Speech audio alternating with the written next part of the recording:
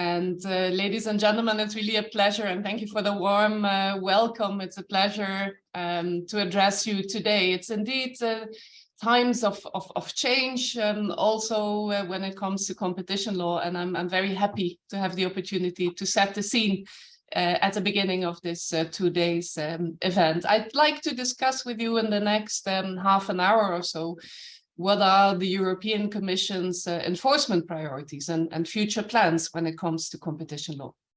And when talking about enforcement priorities, it is not possible at this moment in time to avoid speaking about digitization, a phenomenon which goes beyond the idea of being a simple sector, as it permeates all aspects of our economies and of our lives, really. In some ways, digitization is not a new issue. It has been the topic also of many ERA conferences already in the past. And in the EU, we have actually enforced EU competition rules in digital markets vis-à-vis dominant digital platforms for a long time, dating back to the first Microsoft case in the early 2000s. And while the early debate used to be whether competition authorities have any role at all to play in such fast-moving and innovative digital markets, I would think that the debate has now shifted to the fact that some digital markets are dominated by large players that face little or no competition, and that innovation in those areas may be stagnant or not as flourishing as it could be. And as times have moved on, I think it is now commonly acknowledged that competition authorities have an important role to play in digital markets. It's also recognized that competition agencies have gained quite some expertise to deal with the specific features of the digital sector. For instance, for the purpose of market definition and dominance assessment, we have analyzed zero price markets, the role of data as a barrier to entry, the two-sidedness of digital platforms, the importance of multi-homing, network effects. And all of those we also integrated recently in the draft notice on market definition that we published for consultation only a few weeks ago, and I'll come back to this later. At the same time, our experience has also showed us that competition law is not necessarily a panacea for all the different issues arising in digital markets.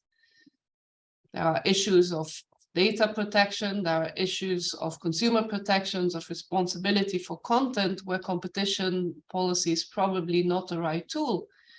But competition law, we found, can be a very useful source to inspire sector-specific regulation, which can be in turn an effective instrument to deal with issues that go beyond the remit of competition laws.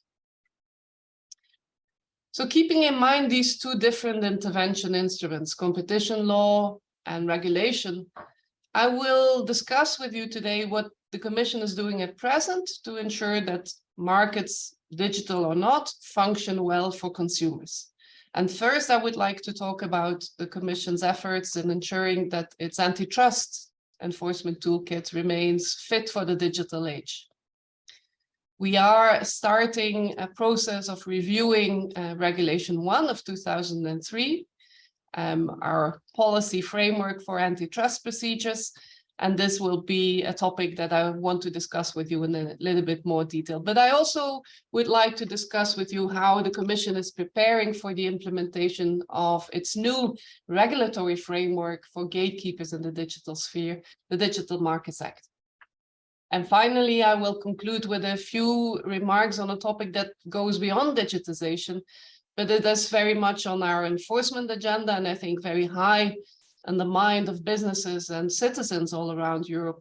And that is the cost of living and the current high inflation rates, and the questions on how and whether competition policy can provide a contribution to limiting the upwards pressure on those costs of living.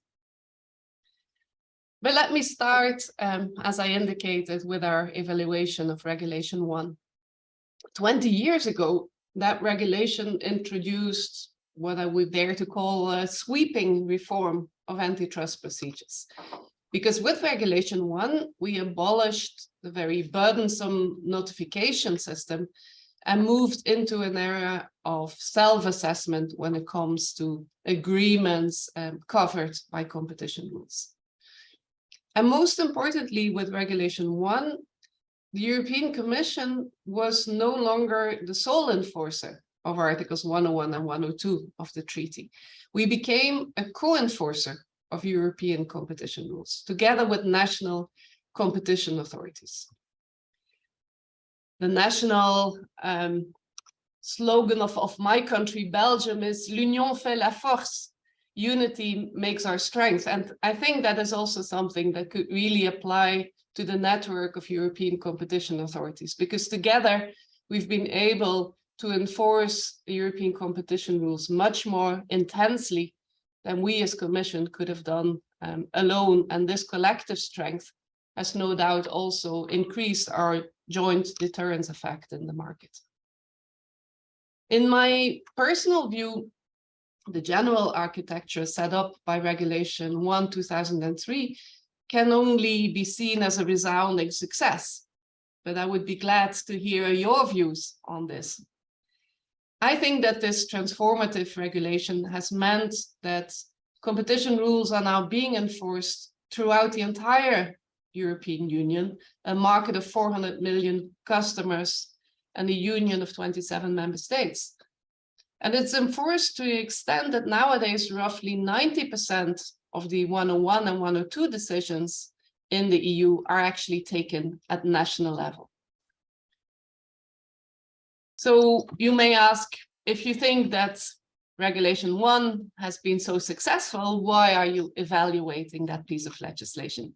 Well, the answer is simply that while we believe that the fundamental structure of Regulation 1 is sound, there are certainly aspects of our procedures that we should reflect upon and discuss with the antitrust community and beyond whether it is fit for today's times. Because after all, the regulation is 20 years old, and in 20 years, a lot of significant changes have happened in our economy. Again, for example, in the way in which our economy, but also the way we work, has become digitalized.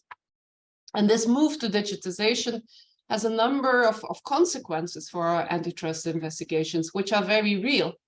First, we feel very much that we have to be faster with our antitrust procedures in order to remain relevant, notably in fast-moving sectors, which is not only the digital sector, but it's certainly part of it. And secondly, and this is again an issue which is broader than the digital market, but digital sectors is a case in point. The digitization has meant that our investigations have become increasingly complex. Complex simply because there is a lot more information that we gather, and the way we have to analyze that in our procedures. The volume of our case files has really grown exponentially over recent years. And third, digitization has a direct consequence on the way that we are able to collect evidence and to use our tools.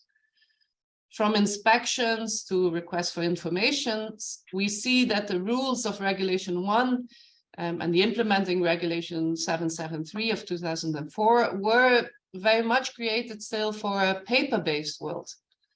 And that is certainly a world which is not the one that we find when we do our investigations nowadays. So the question is, are there aspects in Regulation 1 that we should adjust in order to enable us to be more effective as an enforcer? And that is the spirit in which we launched the evaluation of Regulation 1 in March this year. And in that context, we published on the 30th of June a first consultation in which stakeholders, including, I think, many of you have participated actively and indicated how they thought about the reform that Regulation 1 and its implementing regulation brought and how these instruments have performed. We're still in the process of digesting the feedback that we received, but I think I can already indicate some first flavors that are actually quite consistent with what I said earlier, notably the following points. In the first place, the feedback that we get overwhelmingly also from our stakeholders is indeed that the abolition of the notification system is seen as a success.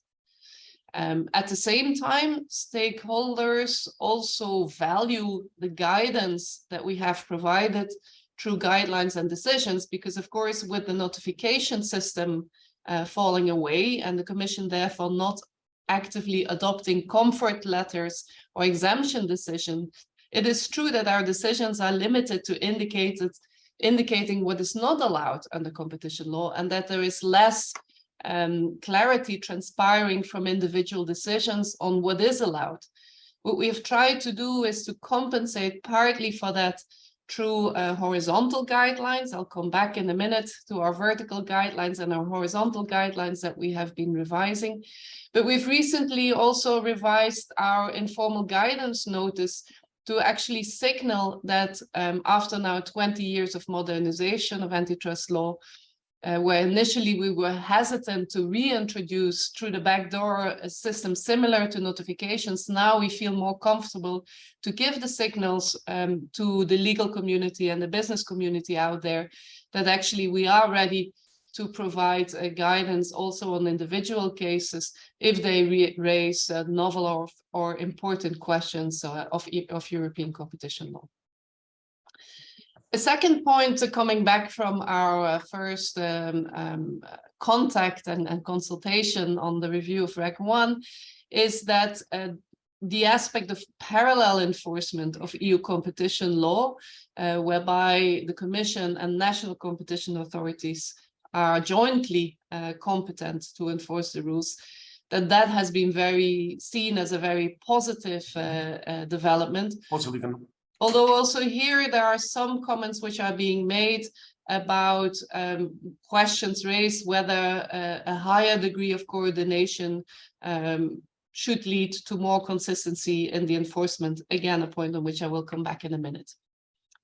And third point which comes back is that our procedures are in general seen to be effective, but also here some comments point to a possible margin for improvement. So let me now take the opportunity, if you allow me, to dive a bit deeper into each of these various aspects. And let's start perhaps with the main theme, which is coming out of stakeholders' contributions, and that is the need for an increased efficiency and speed in our procedures. It's fair to say that our procedures are complex, as I indicated before, because of the volume of our case files, which are increasing, also sometimes because of the complexity of the analysis which is required. And it is, of course, important for stakeholders, but also for us as enforcers, to ensure that the efficiency and the speed of our procedures is nevertheless kept up despite this increasing contestation, but whilst also respecting fully the legitimate rights of defense of the parties involved. So we think that this is probably an area in which we need to do further work, and want to discuss also further with you how you see things. A possible, probably straightforward solution, and that some have been advocating for, could be the introduction of some sort of deadlines for our procedures. And that could be either legal deadlines, but also could be just case-specific indicative calendars, which we would be bringing forward. That could be a simple solution to the issue at first sight, but we are quite concerned that one should also bear in mind the importance of procedural rights and due process, and the fact that parties to the investigations have fundamental rights that must be upheld, that we are committed to uphold as Commission at all times. And we think it's important to make sure that the speed of the proceedings do not come at the expense of such procedural rights. And against this background, against that trade-off between speed and procedural rights, between speed and thoroughness of our investigation, we want to reflect and discuss further what pros and cons of deadlines could be and how they could take shape. A quite specific area where this interplay between speed and efficiency, administrative burden on the one hand, and on the other hand, fundamental rights comes very much to the fore is the question around access to the file. Again, I underlined it already before, our files are becoming much more voluminous, partly as a consequence of digitization of the way we all work. And what we see in practice is that this step in the process of access to the file takes a lot of time and takes a lot of resources on the enforcement side, but also on the side of the defendants and of parties who have been contributing evidence, if only also in the identification of business secrets in those documents. So again, many voices in the consultation feedback commented on this point, on how time-consuming this process is at present. We as Commission are fully committed to uphold fundamental rights, the rights of defense. At the same time, we are actively looking for solutions also from our stakeholders that could make this entire process more efficient. And one of the ideas that has been raised and that we are ready to look into is whether confidentiality rings could be part of the solution to this access to file conundrum. In a similar vein, when we are speaking about fast interventions, again in the digital sector, but not only, one can't help but wonder whether our interim measures rules, the ones that we have in Regulation 1, are what they should be. So far, we have not been using interim measures very often. We've recently done so in a digital case, and we think that was successful. But at the same time, we see that, for example, in member states, some competition authorities are adopting more interim measures or interim measures more often than we do. So we believe that this too is an area that we should probably dig into further and where we would be welcoming specific feedback from our stakeholder community. Another topic that comes out of the public consultation is a question about the rights of third parties. We see that third parties would like to have a higher level of involvement in our process. And for us, from an enforcement perspective, third parties, informants, complainants, customers, competitors are very important. Market consultations, market testing, but information that we get from market participants play a very important role, not only in detecting possible infringements, but certainly also in doing our analysis.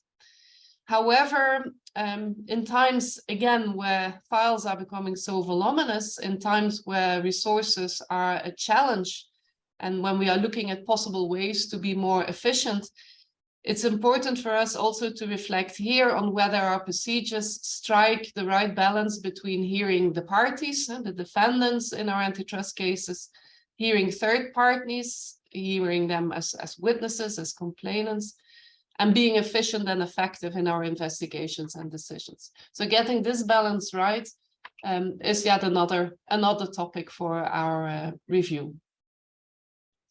Then I come to our investigative tools. Are they fit for this day and age?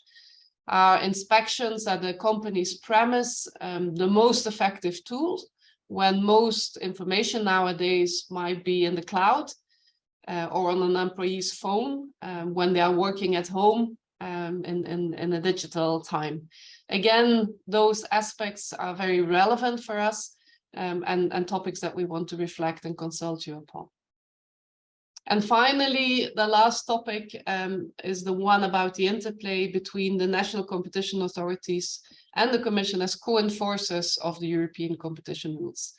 As I said earlier, we believe, and that's also the feedback that we are getting, that the decentralized system of application has overall been a major success. Thanks to it, the enforcement of competition rules is now taking place at a scale that we Commission would never have been able to achieve on our own.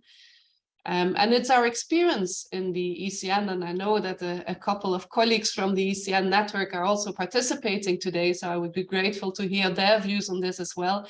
But from our experience, the cross-fertilization that we have in talking to each other in the context of the European Competition Network has really led to a high degree of cross-fertilizations of ideas and a high degree of consistency in the outcomes of our antitrust investigations in our decisions.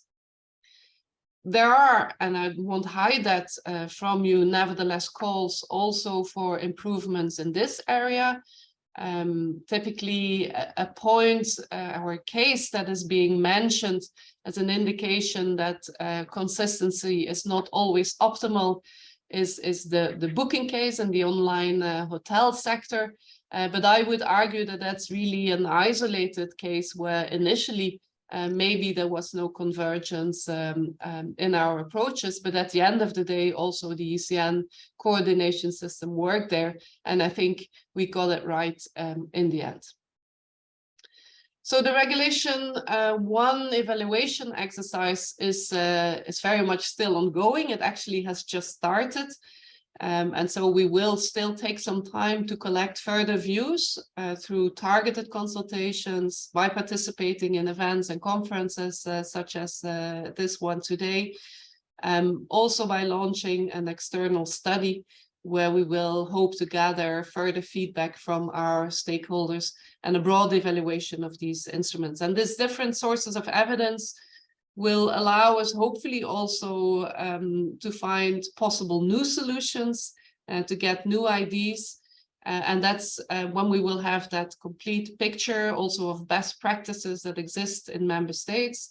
We will be drafting a self-working document which will conclude this evaluation, and our current planning is to do that by the second quarter of 2004. So as you can see, still a lot of time for exchanges and discussions until then.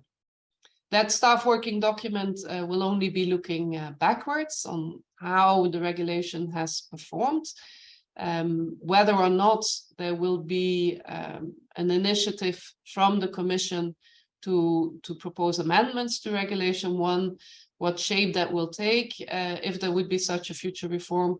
That is not actually the crux of this process now. As I said, right now we are just in listening mode. We want to hear your views, and only once we feel that we have a complete picture and we've gathered and spoken sufficiently to stakeholders is when we will be looking after this question and taking a decision on whether any changes are needed, and if so, which ones.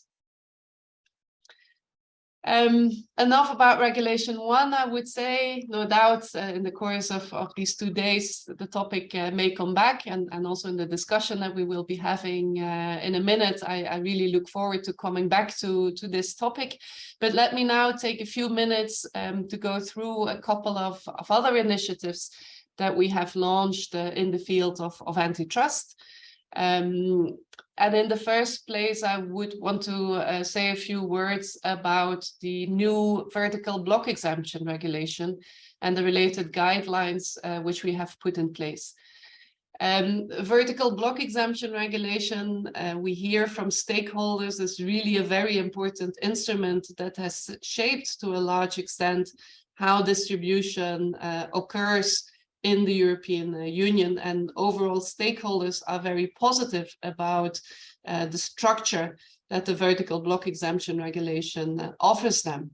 But that being said, our revision, which was driven simply by the fact that the existing block exemption regulation was expiring, but nevertheless we found that it was timely to revise the block exemption regulation, because essentially the emergence and the place of e-commerce in the distribution sector in the European Union nowadays. We noticed that consumers, distributors, manufacturers, everyone really wants this omni-channel distribution experience where customers have a choice, where manufacturers have a choice between online and offline channels. But we also saw that it was important to make sure that the rules are in place so that there is also fair competition, not only on online platforms and in the offline world, but also between online and offline distribution channels. And that has been the main driver for our changes and that we applied in the new Vertical Block Exemption Regulation that was adopted earlier this year. At this moment, we are still looking at the revision of the horizontal block exemptions regulations and on the accompanying guidelines. It is a process which initially we had hoped to have finalized by now, because the block exemption regulations were expiring at the end of the year, but we have prolonged them with a short period of time to be able to finish off this process without overly rushing it through in the final stages, because there's a lot of issues which are coming up in the context of these horizontal block exemption regulations and guidelines, not only around research and development and innovation, but also around various forms of horizontal agreements, be it on information exchanges, on infrastructure and network sharing, on standardization, and we want to be sure that we get it right in our rules.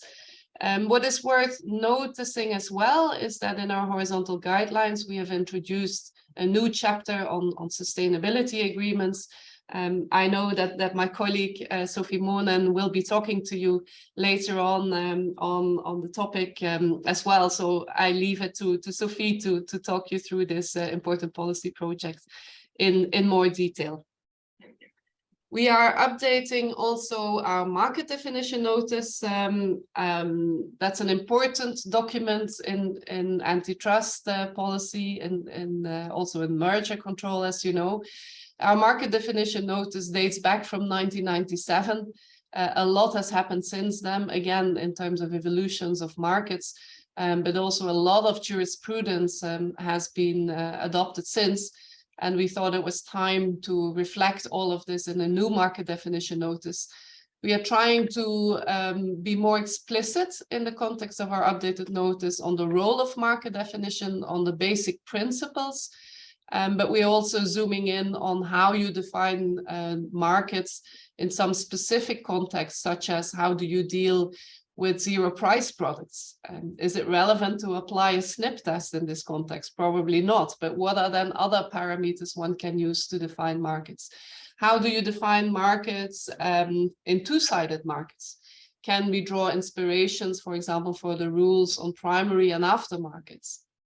Those are all topics on which we try to give more guidance which on the one hand is concrete, and nevertheless also we tried not to make it too long, but we nevertheless wanted to give some main principles and some illustrating examples with references to relevant case law. The public consultation is ongoing. It runs until the 13th of January. And again, it's a topic on which I very much would hope to get some feedback from you already now, but definitely we look also forward to receiving your submissions in writing.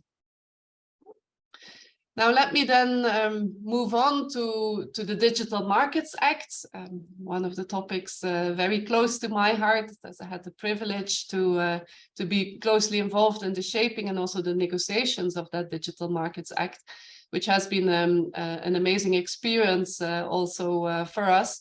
It's actually a new regulatory tool which we are putting in place, which the legislator at the EU level has adopted.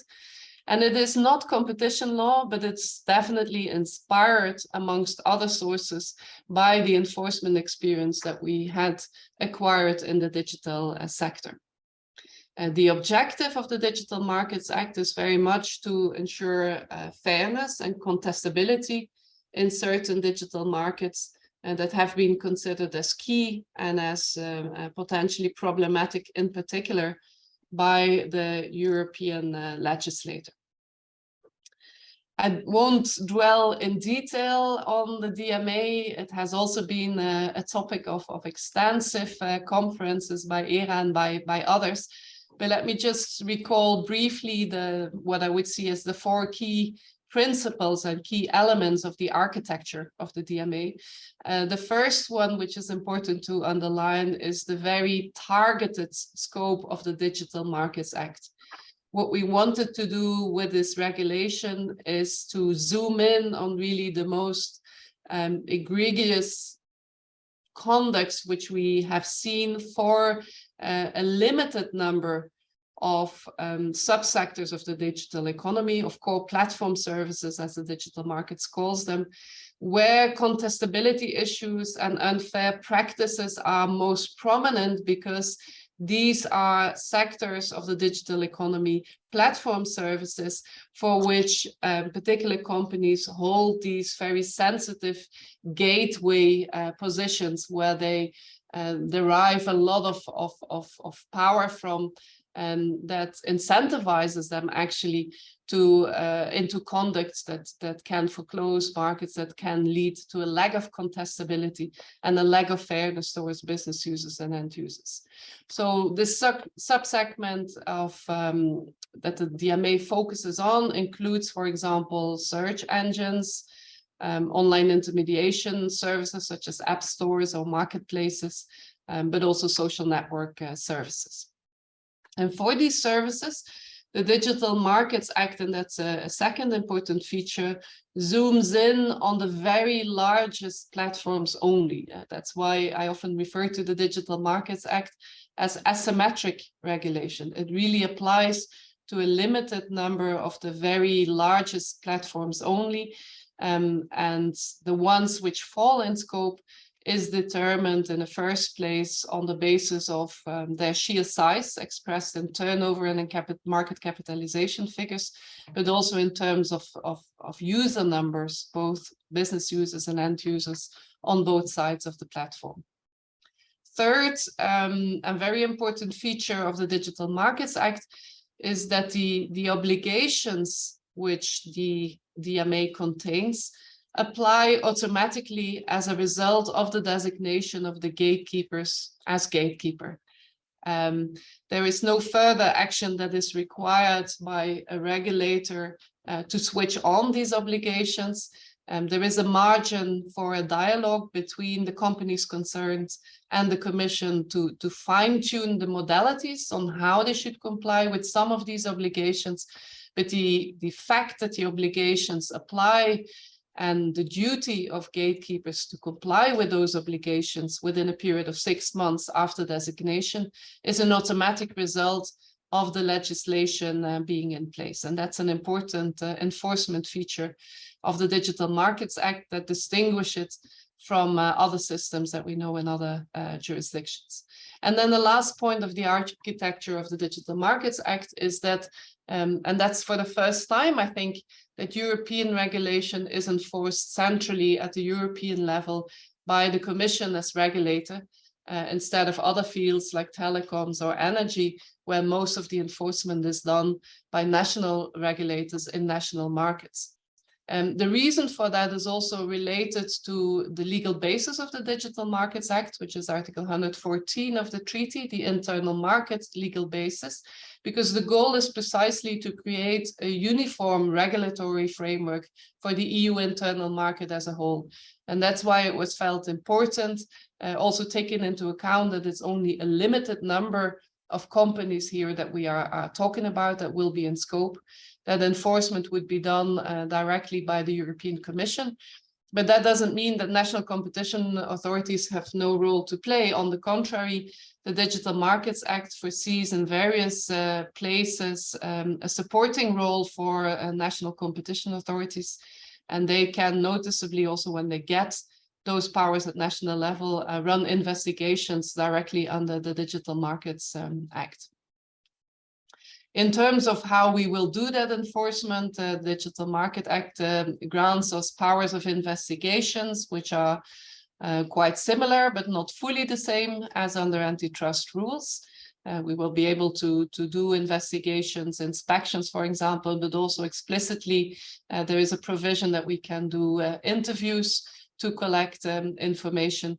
And the sanctioning possibilities that we have also is to some degree different from what exists in antitrust. In principle, the fines cap of 10% of worldwide turnover is the same, but the DMA explicitly foresees that in case of repeat offenses, this can go up to 20% of worldwide turnover. And when we see systemic infringements, there is a possibility to even adopt structural measures as a measure of last resort. This last point, the point about systematic non-compliance, was a concern of the legislator that was also inspired by the fact that we see in our antitrust enforcement that despite fines having been imposed for certain behavior, and nevertheless, the similar types of conduct keep on coming back, and often by the same enterprises. So the question was whether fines in themselves are deterrent enough. And that's also what drove the legislator in the DMA to foresee for other possibilities when such systematic non-compliance is being observed in the market. The Digital Markets Act has now gone on the books. It has entered into force. It was published in the official journal. There is still a transition phase that will expire in May. And that means concretely that we will be expecting the notifications in view of designation of the gatekeepers in July. So we will have a busy summer ahead of us, but it's good to come this text, or to see it come also live. Now, finally, ladies and gentlemen, I'm coming to the end of my intervention, but I would like to touch a few words upon this topic, which is very much high on all of our minds, and not only as competition enforcers, but high on the minds also of businesses and citizens all around Europe, and that's inflation. And the cost of living, the cost of sourcing for production in Europe nowadays. And what the question has been put to us, what the role is of competition policy in this context. But let me be clear that whilst of course we feel very much that the concerns are genuine and serious and need to be addressed, we also would like to remind that competition enforcement as such is not designed and is not well suited to be an anti-inflation tool. Controlling inflation is the mission of other institutions with other instruments, and notably it's the core mission of the European Central Bank and its monetary policy. And member states, of course, also have a number of means at their disposal. They can, for certain essential products, even resort to far-reaching measures such as fixing specific price caps. And in most instances, these will not infringe competition law. Where there is a need, again, to provide guidance on such issues, we are willing to do so. But despite the fact that competition policy, in our view as such, is not an anti-inflation tool, and despite the fact that the current price increases that we see is due to exogenous factors, to external supply shocks and interruptions of supply chains, we nevertheless believe that competition enforcement in these times of high prices has a role to play. Competition policy can ensure that companies do not gain excessive market power through mergers or abusive practices, or by participating in cartels or other anti-competitive agreements. And by ensuring that we don't have those restrictions of competition, at least we can avoid exacerbating further or prolonging further the inflation problems that we see. Competition policy can certainly also play its role in ensuring that global supply chains, such as for food, are not disrupted by anti-competitive conduct that would add to the disruptions caused by these exogenous factors that I referred to, be that COVID or Russia's unlawful war in Ukraine and its consequences. So to put it simply, we believe that we need to bear in mind at the end of the day that competition policy is no more and no less than a tool that serves to keep the markets in the EU open and competitive. And as such, competition policy, we believe, is a key component of the social market economy that is so much in Europe's DNA. Competition policy guarantees fair chances for businesses, it rewards innovation, and it promotes choice and helps keeping prices in check. And all of this is, of course, in the interest of the people. So with that, I would like to end my intervention, but at the same time, very much, I would like to open the debate and to hear from you your questions, but also your reflections on some of the issues that I touched upon today. It has by no means been exhaustive on all the policy initiatives that we are currently dealing with, but I hope I nevertheless set a bit the scene for the rest of the conference. Thank you very much.